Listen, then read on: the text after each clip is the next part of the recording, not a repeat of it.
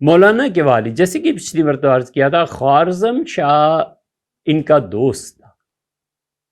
بہت احترام کرتا تھا، مولانا کے والد کی خانقاہ میں آتا تھا، وعظ سنتا تھا،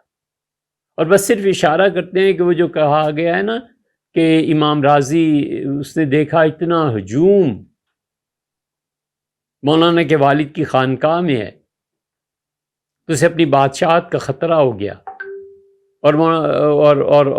امام فخر الدین رازی نے بادشاہ کی توجہ دلائی کہ ذرا دیکھ لیں اس کا انجام کیا ہوگا، یعنی آپ کی بادشاہت نہ چھن جائے۔ پچھلے دفعہ ہم نے ثابت کیا تھا کہ ایسے مولانا فخر الدین رازی نے نہیں کہا۔ بس اتنا عرض کرتے ہیں کہ علامہ شبلی نعمانی نے مولانا روم کی سوانح جو لکھی ہے اس میں انہوں نے یہ الزام لگایا امام راضی پہ، حالانکہ امام راضی پہ الزام نہیں لگایا جا سکتا، راضی کا انتقال ہو گیا تھا رحمہ اللہ، اور اس کے بھی کئی برس کے بعد مولانا روم کے والد نے ہرات چھوڑا ہے، وہ جگہیں چھوڑی ہیں اور پھر ہجرت کر کے تشریف لے گئے تھے، اور پھر جب ہجرت ہوئی ہے مولانا کی تو یہ شبلی نعمانی ان کی جو ایک تاریخی تسامح ہے ان کا، اس لیے بیان کر رہے ہیں کہ تحقیق کے بعد آپ بچوں اس پہ پہنچیں گے۔ تو یہ نہیں ہوا کرتا کہ جو کچھ ہم نے کہا اور جو تاریخ میں آیا اور فلاں نے لکھا ہے یہ سب 100% درست قرار پائے، بلکہ انسان کی تحقیق بڑھتی رہتی ہے بچوں، اور بہت بڑے بڑے لوگوں کے تسامحات سامنے آتے ہیں، نہیں گھبرانا چاہیے۔ آخر بشر تھے، انسان تھے،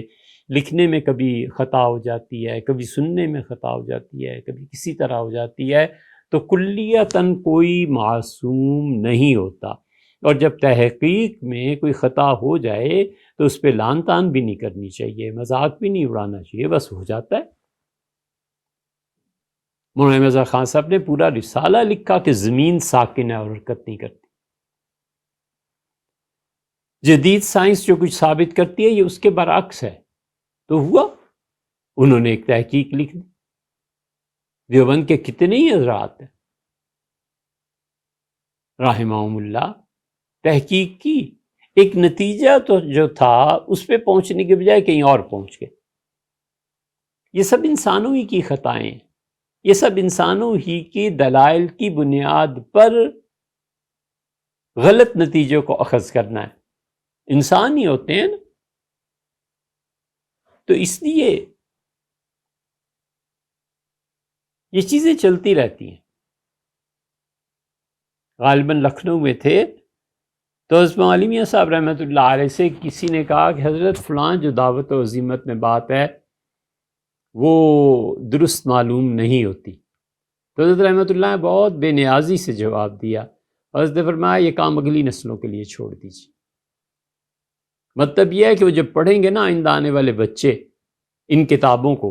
اور خود تحقیق کریں گے تو ہم اپنی تحقیق کے نتیجے میں اس بات پر پہنچے ہیں، کسی اور بات پہ پہنچ جائیں گے، تو اس میں گھبرانے کی کیا بات ہے، ہو جاتا ہے۔ یہاں پر شبلی نعمانی نے مولانا روم کی سیرت میں جو یہ لکھا ہے نا کہ یہ کارنامہ امام فخر الدین رازی کا تھا کہ اس نے خوارزم شاہ کے کان بھرے تھے، ایسے نہیں۔ امام رحمۃ اللہ علیہ کا انتقال ہو گیا تھا، رازی سے 1000 باتوں میں اختلاف ہو سکتا ہے، کوئی حرج نہیں ہے، لیکن بہرحال ہم نے آپ کے سامنے رکھ دیا، جو برسا برس کی مختلف کتابوں کو دیکھنے کے بعد اس نتیجے پہ پہنچے وہ آپ کے سامنے پہلے بھی رکھا تھا، اب بھی۔